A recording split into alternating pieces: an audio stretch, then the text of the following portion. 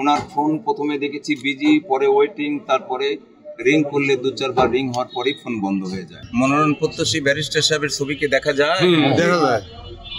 গতকাল থেকে এখনো অবস্থা, আমরা মনে হয় ওনার সঙ্গে সাক্ষাতে ব্যর্থ হয়ে গেলাম।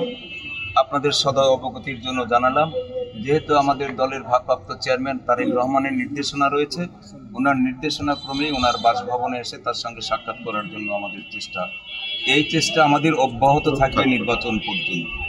বান্ডেল থাকলে প্রতি সেনমানিতে টাকা বাঁচবে। বিকাশ সেনমানি বান্ডেল কিনে জিতুন প্রতি লেনদেনে।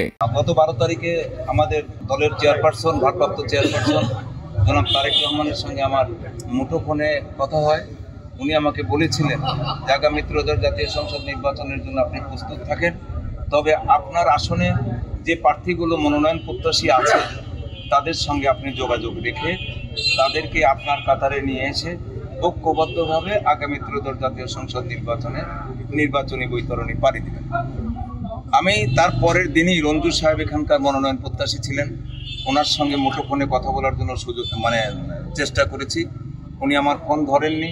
পরে 4 সদস্যের একটা টিম গঠন করে ওনার বাসায় পাঠিয়েছিলাম, যে বলেছিলাম যে উনি যদি অনুমতি দেন তাহলে ওনার বাসায় আমি যাব, আর যদি অনুমতি না দেন তাহলে আমার সাথে যদি ফোনে কথা বলতে চান তাহলে আমি ওনার সঙ্গে ফোনে কথা বলতে চাই।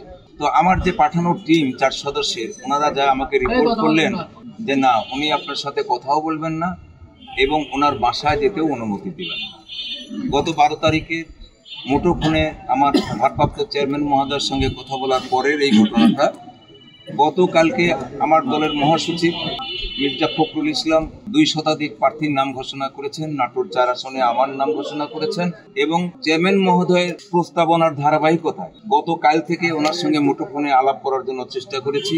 ওনার ফোন প্রথমে দেখেছি বিজি, পরে ওয়েটিং, তারপরে রিং করলে 2-4 বার রিং হওয়ার পরেই ফোন বন্ধ হয়ে যায়। আমি মনে করলাম যে ওনার বাসায় গিয়ে কথাটা বললে সবচেয়ে বেশি ভালো হয়, কারণ আমরা দল করি তো দল এখন একটা আমাদের চেয়ারম্যান মহোদয়ের কথা যে আগামী ত্রয়োদশ জাতীয় সংসদ নির্বাচন হবে একটা চ্যালেঞ্জের নির্বাচন, দলের মধ্যে ঐক্য নিতে হবে। গত 27 তারিখে আমাদের গুলশান পার্টি অফিসে আমাদের চেয়ারম্যান মহোদয় আমাদের ডেকেছিলেন। রাজশাহী বিভাগের আমরা যতগুলো মনোনয়ন প্রত্যাশী আছি সমস্ত মনোনয়ন প্রত্যাশী ওখানে উপস্থিত ছিলেন। ওনার একমাত্র কথা ছিল রাজশাহী বিভাগে 39টা আসন আছে, 39 জনকে আমি মনোনয়ন দিতে পারব, কিন্তু মনোনয়ন বঞ্চিত হবেন তার চেয়ে অনেক সংখ্যাধিক।